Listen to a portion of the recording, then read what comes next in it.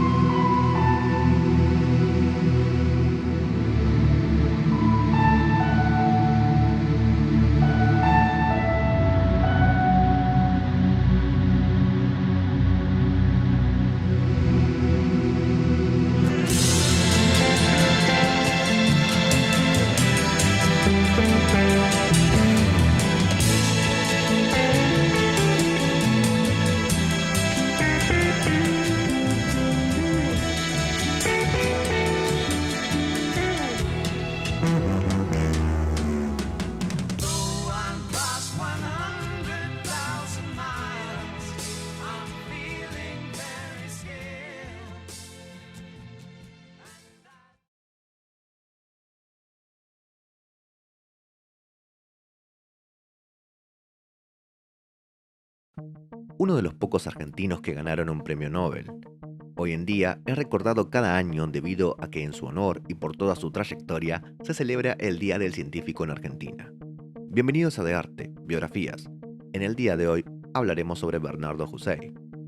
Hussein nació el 10 de abril de 1887 en Buenos Aires, Argentina. Estudió en el famoso Colegio Nacional de Buenos Aires, colegio del cual muchos intelectuales a lo largo de la historia argentina egresaron. Ya para sus 23 años, Hussein estaría recibido de médico y de farmacéutico. Daría clases en la Universidad de Buenos Aires, convirtiéndose así en un respetado y querido docente. Para 1919, fundaría, para la misma universidad donde trabajaba, el Instituto de Fisiología en la Facultad de Medicina de la UBA. Dirigiría este mismo instituto desde 1943. Para 1920 fundaría junto a otros colegas la Sociedad de Biología. En 1945 publicaría su famoso Tratado de Fisiología Humana, el cual le daría reconocimiento internacional y premios de universidades de todo el mundo. Esto culminaría en 1947 con el Premio Nobel de Fisiología y Medicina, el cual le fue otorgado gracias a su trabajo sobre la influencia del lóbulo anterior de la hipófisis en la distribución de la glucosa en el cuerpo, de gran importancia para tratar la diabetes. Yo no soy médico, así que si te interesa esto vas a tener que buscar más información por tu cuenta. Por aquellos años, Hussein sería apartado de su cargo docente de la UBA, debido a la firma de un documento en apoyo al bando aliado durante la Segunda Guerra Mundial. El peronismo no miró con buenos ojos estas firmas, por decirlo levemente, y Hussein se vio apartado de la UBA en su totalidad, volviendo recién a dirigir el Instituto de Fisiología en 1955 con el derrocamiento de Perón. Durante los años intermedios se dedicó a la investigación y publicación de artículos académicos en diversas ramas de la medicina. Hussein fue un claro impulsor de la labor científica en Argentina, tal así que llegó a ser presidente de la Asociación Argentina para el Progreso de las Ciencias, también de la Academia Nacional de Medicina y algunas otras más. Siguiendo por esta línea, y siendo la causa de que hoy en día se celebre el Día del Investigador Científico en su honor, Hussein impulsó fervientemente la creación del CONICET, hoy en día la máxima institución científica de Argentina, de la cual fue su primer presidente en 1958. Como dato curioso, Luis Federico Leloir, otro premio Nobel, fue un discípulo de Husay. A su muerte, Husay poseía una larga cantidad de premios y honores, como por ejemplo muchos doctorados honoris causa, además de haber sido presidente o miembro de otras muchas instituciones o asociaciones ligadas a la labor científica.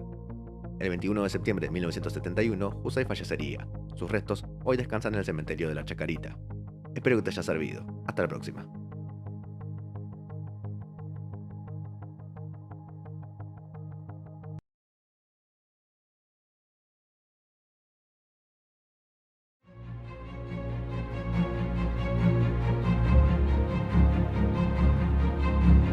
En el aciago año de 1822, un 16 de junio, fallecía en San Andrés, Salta, la brillante espada de la independencia Manuel Eduardo Arias y además líder popular del gauchaje de la frontera de Jujuy y Salta.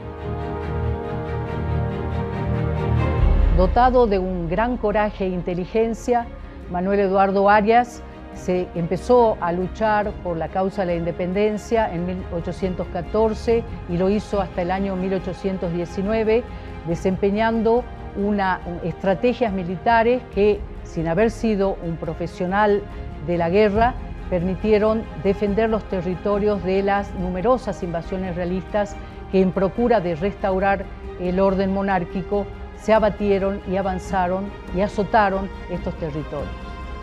Aunque el asalto a Humahuaca del 1 de marzo de 1817 es la acción más célebre de Arias, son numerosos los combates en los cuales interviene bajo el mando del general Martín Miguel de Güemes.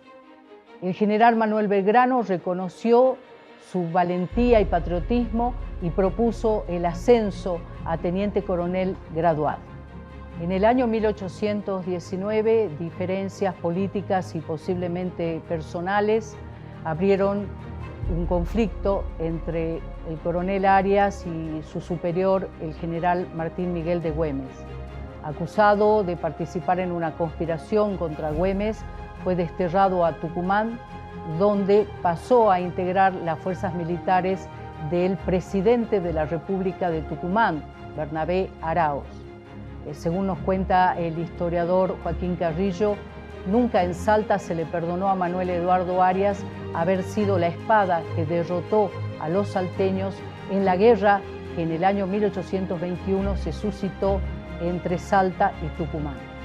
En el año 1820 había desaparecido el gobierno nacional como consecuencia de los graves conflictos entre las provincias del interior y Buenos Aires, y campeaba en todo el territorio la discordia, la disensión y el conflicto, que esencialmente pasaba por aquel modelo de país que había que construir en esa patria recién nacida. En Jujuy y Salta se va a dar el grave conflicto entre la patria vieja, que encarna los valores del sistema de Güemes, y la patria nueva, integrada por dirigentes que propiciaban, al igual que la patria vieja, lograr la independencia nacional, pero además avanzar en una organización institucional para ponerle fin al militarismo o caudillismo que encarnaba justamente el sistema de Güemes. Después de la muerte del general Güemes, Arias regresa a Jujuy y lo encontramos nuevamente luchando contra el dominio español y también apoyando y rodeando con su prestigio político y militar a una figura muy importante de la patria nueva, que era el entonces teniente gobernador coronel Dávila.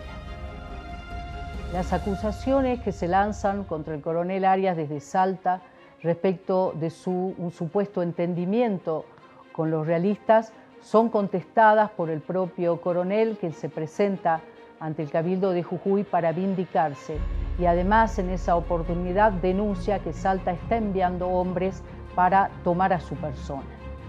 El comandante gaucho podrá detener uno de estos intentos de tomar prisionero a su persona, pero no podrá hacer lo mismo con la agresión que tiene lugar en San Andrés, cuando él se encontraba de camino entre la quebrada de Humahuaca y Orán. Allí ocurre, el 16 de junio de 1822, un brutal atentado que termina con la vida de Manuel Eduardo Arias. El legado de Manuel Eduardo Arias, no siempre bien reconocido por la historiografía oficial, no solamente tiene que ver con sus logros militares, su contribución a sostener y defender el ideal de la independencia nacional, sino también con su aporte como líder popular a la construcción de la política que va a ser el sedimento de nuestra democracia.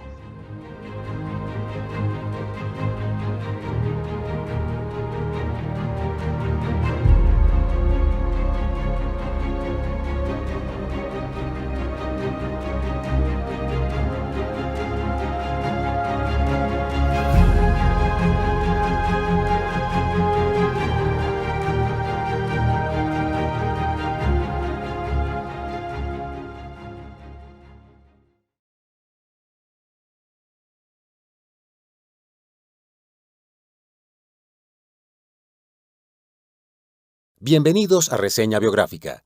En esta ocasión nos acompaña Joseph Engelberger. Joseph Frederick Engelberger nació el 26 de julio de 1925 en Nueva York y murió el 1 de diciembre de 2015 a los 90 años de edad. Fue un físico, ingeniero y emprendedor estadounidense, conocido como el padre de la robótica industrial. Con la autorización de la patente concedida al inventor George Devil, Engelberger desarrolló el primer robot industrial en los Estados Unidos, el Unimate, en la década de 1950. Posteriormente, trabajó como emprendedor y gran defensor de la tecnología robótica, además de trabajar en fábricas en diversos campos, incluyendo las industrias de servicios, el cuidado de la salud y la exploración espacial. En 1956, Engelberger fundó Unimation Inc., que fue la primera empresa del mundo en desarrollar robótica. 2 años antes, Devil ya se había asegurado las patentes sobre la tecnología robótica. El primer robot industrial se instaló en General Motors, en la planta Fisher en Ewing, New Jersey, en 1961. Durante las siguientes 2 décadas, los japoneses tomaron la iniciativa con una fuerte inversión en robots para reemplazar a las personas que realizaban ciertas tareas. En Japón, Engelberger es ampliamente considerado como una pieza clave en el ascenso de la posguerra gracias a la calidad de fabricación japonesa y su eficiencia.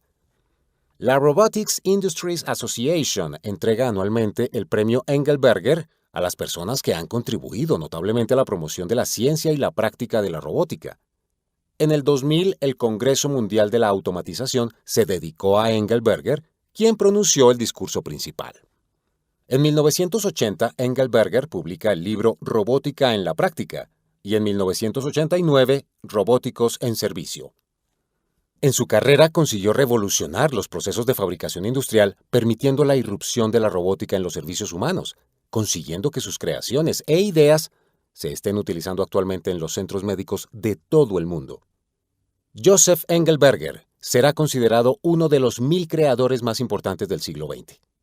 Con ustedes, Camilo Contreras, de la Asociación Colombiana de Locutores y Comunicadores. Hasta la próxima reseña biográfica.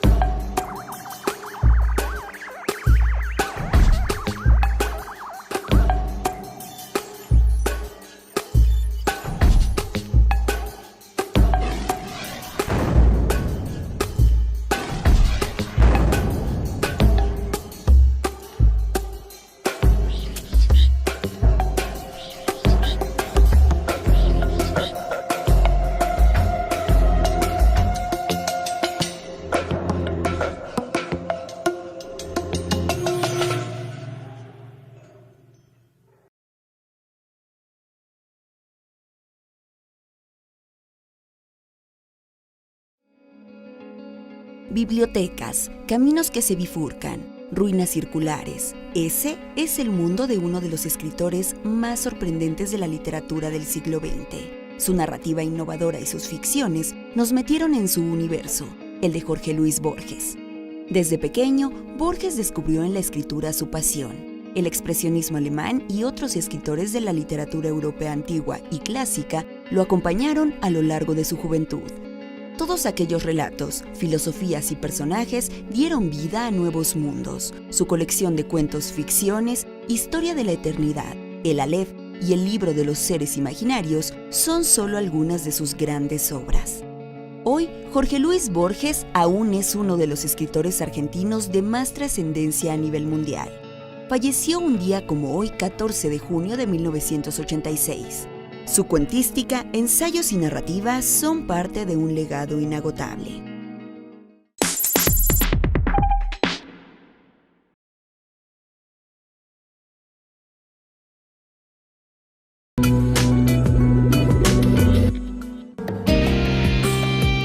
¿Sabías que la primera persona programadora de ordenadores fue una mujer? Pero además, ¿sabías que nació en 1815 y era hija del poeta Lord Byron? Su nombre, Ada Lovelace, una matemática y escritora británica conocida principalmente por su trabajo sobre la máquina calculadora mecánica de Charles Babbage. Durante años estudió el proyecto del matemático, desarrollando lo que se reconoce hoy como el primer algoritmo destinado a ser procesado por una máquina.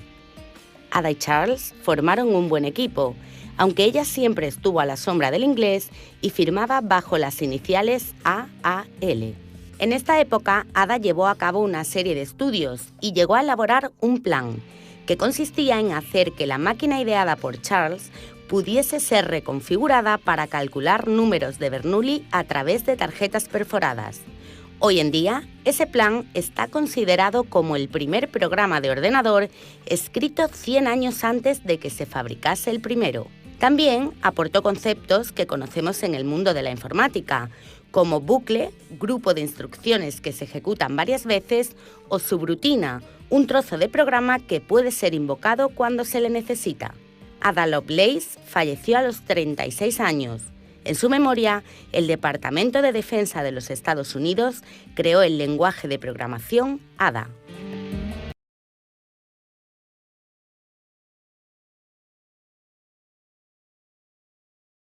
Durante mucho tiempo, su trabajo fue desconocido por muchos, pero le debemos a su genio una buena parte de la tecnología que usamos.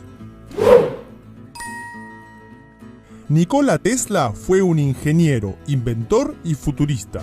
Nació en 1856 y falleció en 1943. Entre sus inventos más reconocidos se encuentran el motor de corriente alterna y la bobina de Tesla.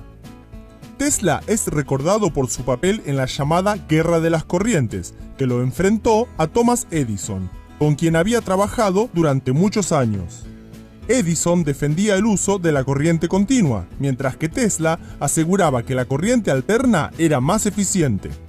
Tesla contaba con el apoyo de la compañía Westinghouse, a la cual cedió la mayoría de sus patentes, y más adelante Edison fue respaldado por JP Morgan, por lo que la guerra de las corrientes acabó por convertirse en una guerra por las patentes y por el dominio de un sector de la economía, en lugar de una búsqueda por desarrollar la mejor tecnología para el bienestar común.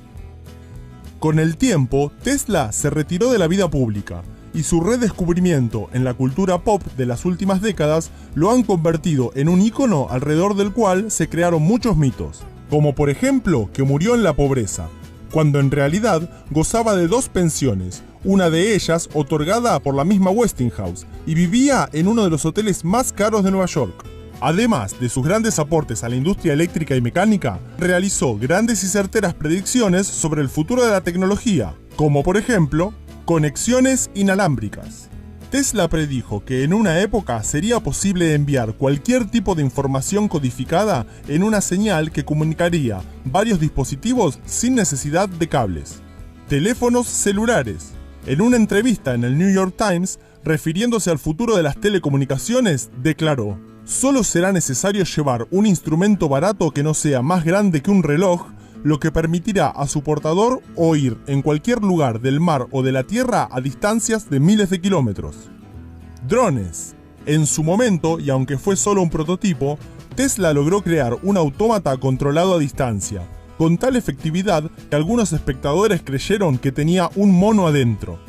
Tesla predijo que en el futuro este tipo de dispositivos serían muy corrientes. Sin duda fue un gran visionario. ¿Quieres aprender más? Visita nuestro sitio web. Educatina.com tiene más de 8000 videos y ejercicios para practicar y mejorar tus conocimientos. También puedes suscribirte a nuestro canal y compartir este video en todas tus redes para ayudarnos a crecer.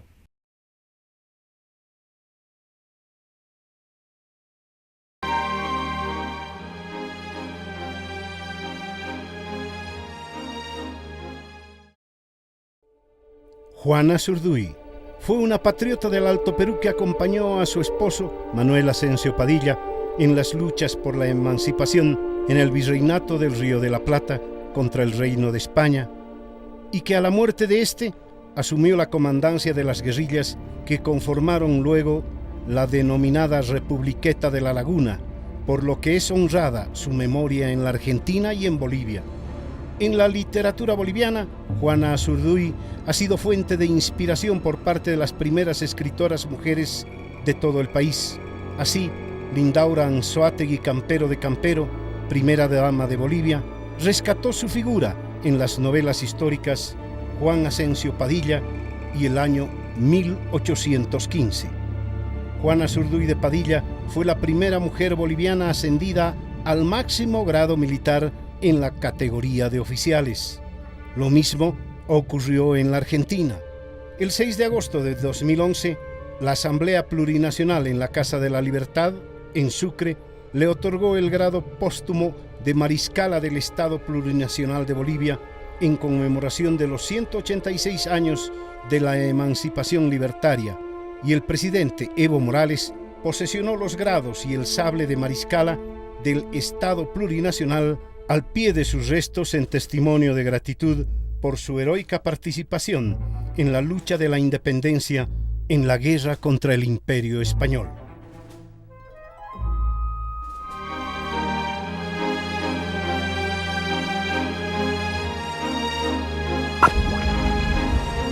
Crónica. Pasajes de nuestra historia.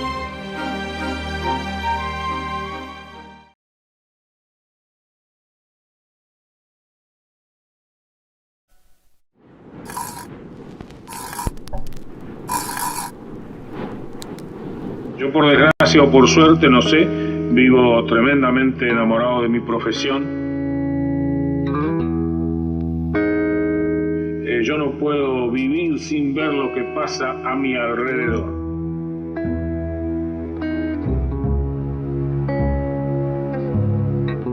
El médico vive siempre entre la vida y la muerte, ¿sabe? Más el cirujano, y entonces vive entre alegrías y tristezas.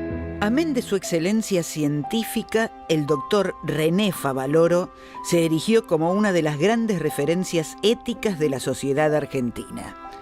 Se doctoró en la carrera de medicina y tras una década de desempeñarse como médico rural en la localidad de Jacinto Arauz, desarrolló un profundo interés en la cirugía torácica.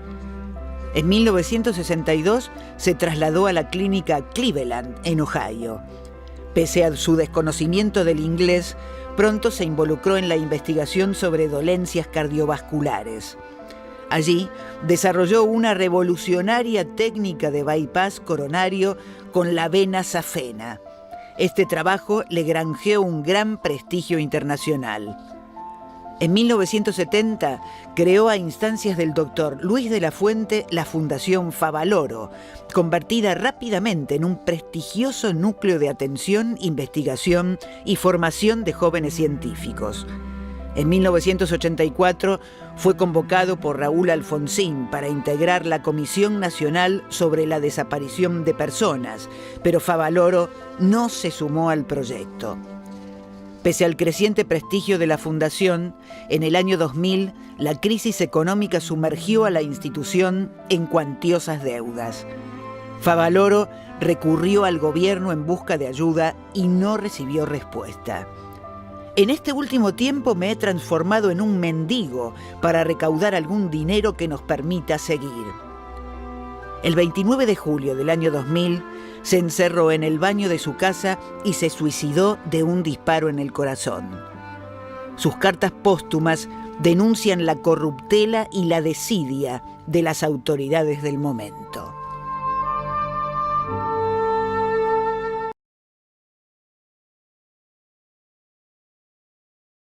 Hacía allá en un camino, en un campo, se hacían carreras cuadreras, y bueno, ahí estaban mi abuela, que corría, que era jinete de primer orden, ¿no? Mi abuela, y entonces él ahí la vio a mi mamá, la conoció y se quedó después para siempre. Murió acá mi papá, acá tuvo su familia, siguió con sus ideas políticas, siempre fue radical, hasta el último año de su vida, que fue en el 73, que es un año, que era un año electoral, porque fue el año en que ganó Cámpora, y él pidió que le traigan la urna a su cama. Ya estaba enfermo para esa época, y ahí votó por Balbín. Así que la cuestión política vivida por mi papá viene desde que él llegó aquí a Jujuy, primero a la capital de Jujuy, después se vino para acá. Y él era radical irigoyenista, cuando el radicalismo era lo que hoy en día llamamos izquierda, ¿no? Era la izquierda. Y las luchas contra el ingenio, todo eso lo vivió mi padre. Tanto que casi lo matan una vez porque el ingenio tenía la policía represora que tenía no permitía que nadie se meta en política, porque no llegaban diarios, no había manera de conocer qué estaba pasando con la cuestión obrera en el país, no se sabía nada. Y los obreros de acá lo tenían prohibidísimo. El obrero que se metía en política de alguna manera, y menos con el radicalismo de Irigoyen, era enseguida despedido de la empresa. Y en esa época no había leyes que los protegieran, el ingenio lo sacaba cuando quería, sacaba a la gente y la echaba. Y bueno, en toda esa lucha estuvo mi papá. Yo en ese libro, que una de ustedes ha comprado, bueno, yo ahí cuento la época de los 7 radicales que había acá, porque este era un pueblito de 9 manzanas, incluyendo la plaza. Y habían 7 radicales. Y entre esos 7 radicales estaba mi papá. Y había una librería que no era librería, traían los diarios, traían los pequeños diarios que llegaban con 3 días de atraso, los de Buenos Aires, por ejemplo. Crítica llegaba, pero venía con 3 días de atraso, que eran los 3 días que hacía el ferrocarril para ir para venir desde Buenos Aires. Y ahí se reunían en la casa del librero, que era uno de los radicales, y que eso le llamábamos la jabonería de Vieites, le decíamos, porque ahí se reunían todos y el ingenio mandaba a la policía, ¿no?, a sacarlo, a allanar. Una vez venía mi papá de la casa de este librero y lo balearon. Y una bala le pasó, le sacó un pedacito de oreja, que siempre tuvo ahí esa mordedura en una oreja, ¿no? Había que tener agallas para enfrentar a la empresa en esa época.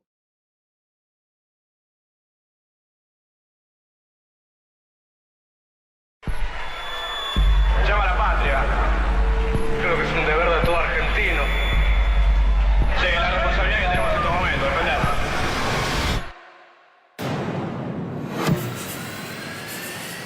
Subimos al Boeing 737 llamado Antártida.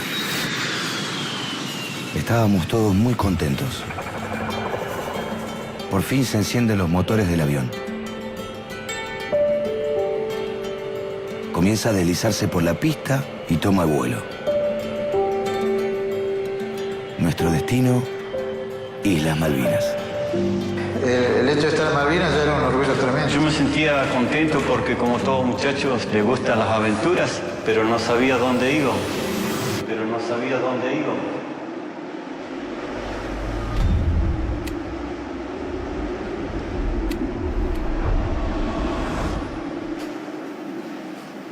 Estar ahí en el Pozo Zorro esperando. Era feo. Sentado y el agua te llegaba más de la rodilla. Uno le trabajaba mucho la cabeza. Varios de mis compañeros se les congelaron las piernas. Hablaba mucho de la familia, yo me acuerdo que hablaba mucho de mi madre. También se hablaba de lo inglés, que cada vez estaba más cerca. Justo cuando estábamos a punto de terminar nuestra trinchera, comenzó a nevar. Algunos están ahora jugando a las cartas, otros escuchan la radio, pero yo les escribo. La paso bastante bien, ya que me hice amigo de los pibes que están en el pozo y charlamos bastante.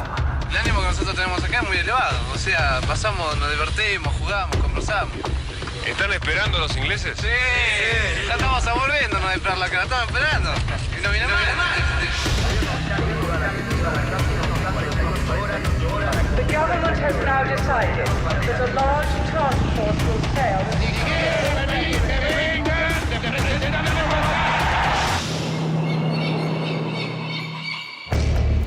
Hola, mamá.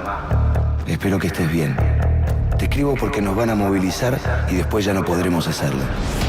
Estoy contento porque nos transportan en un crucero que se llama Ara General Belgrano. Estamos siendo bombardeados. No me imagino pelear con otra persona y no creo que tengamos que hacerlo. He visto caer 4 proyectiles. Te cuento que a veces no puedo soportar ver a mis compañeros. Algunos tienen miedo y se acuerdan de sus madres con lágrimas en los ojos. Todo lo que aquí haga será por vos, mamá. Te quiero y viva la patria.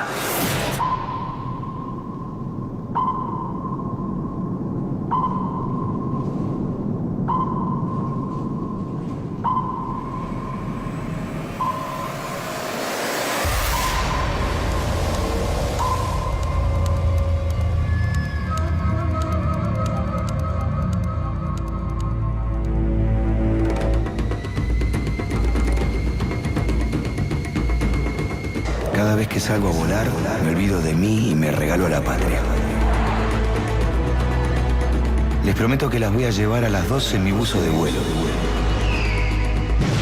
Ojalá Dios me premie con volver a verlas. Ya no puedo escribir más, porque me ablando cuando lo hago.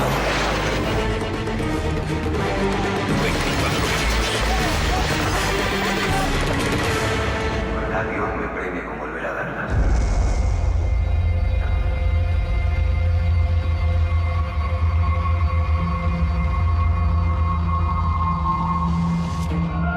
Insoportable el frío, vivíamos mojados, teníamos muy pocos recursos. Cuando empecé a sentir congelamiento en los pies, me tuve que cortar el dedo gordo. ¡Nadie sale del pozo! Fui herido por un propio sargento. Estábamos así a 2 pasos y sacó una sevillana y me clavó los pies. Era el compañero mío, a él lo estaquearon por matar una abeja. Volaban las balas, las municiones por todos lados y los tipos estaban estaqueados de pies y manos sin poder moverse.